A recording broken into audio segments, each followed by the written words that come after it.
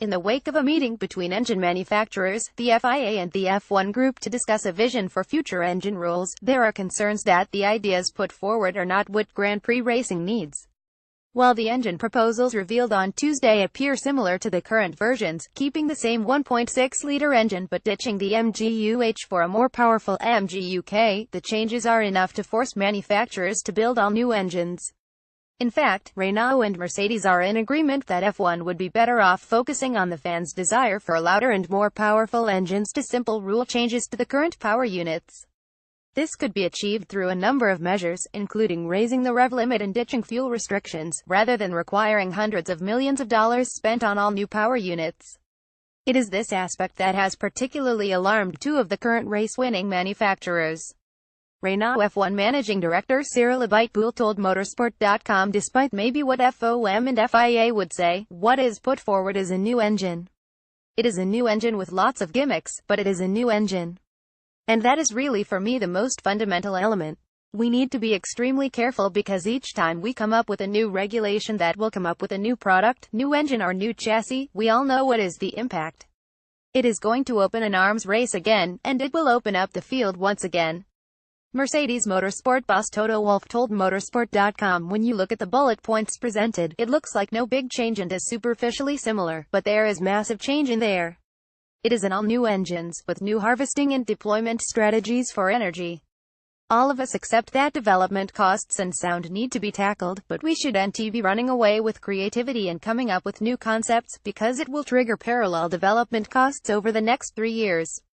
Louder, faster engines. Ross Brawn, Formula One Managing Director of Motorsports, and Cyril Abiteboul, Renault Sport F1 Managing Director at the McLaren Motorhome. Photo by Sutton Images. Renault and Mercedes both accept that the current F1 engines need to be improved, especially in sound terms, but they think achieving that can be done without an all-new design. They concur that lifting the rev limit by 3,000 revolutions per minute, plus ditching the fuel limit and increasing the fuel flow rate, would achieve such an aim, as well as bring more power. Wolff said, I think you will increase the quality of sound by having a new point that is 3,000 revolutions per minute higher than current level. It would be a very different sound, and this is an area that we are obliged to look into. Renault has even suggested that with such changes not requiring new engines, they could be introduced as early as 2019 if all the manufacturers were in agreement.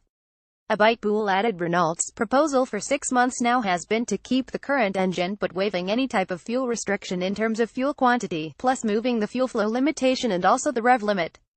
The great thing about that proposal is that you could do that without having to wait until 2021.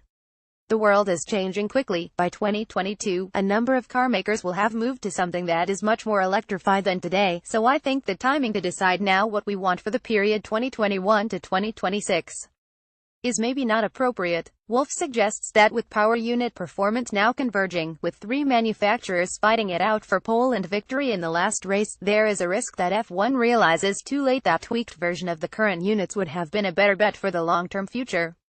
We are not learning from our past historic experiences, he said. It should be about optimizing the deficits we have with the current engines. If you tackle those deficits and have a convergence over the next 24 months, there is not a lot wrong. The costs have been spent. New manufacturers. Toto Wolff, Executive Director Mercedes-AMG F1. Photo by Steve Etherington. Lot Images. While the FIA and the F1 Group are hoping that new engine rules will attract new manufacturers, Wolff thinks it is a mistake to ignore the interests of those currently competing. First of all, F1 needs to stay attractive for the current engine suppliers, and then F1 should be attractive for new entrants, he said. This is the order of priority. We need to enter into a dialogue now to come up with a concept that functions for everyone, and we are keen to enter into that dialogue. Abiteboul agreed that the proposals put forward must only be viewed as a starting point for what will be lengthy discussions. I think it is not a bad thing to have a vision, because I think it was a long time coming to understand what was Liberty's stance on a number of topics, he said. It is good to get a starting point, but clearly we see that as a starting point and hopefully not as the end point. Ferrari has not yet spoken about the proposals, while Honda has declined to get involved in the debate. A Honda spokesman said, as nothing has been specifically agreed among the related parties, Honda will not comment on this matter at this stage.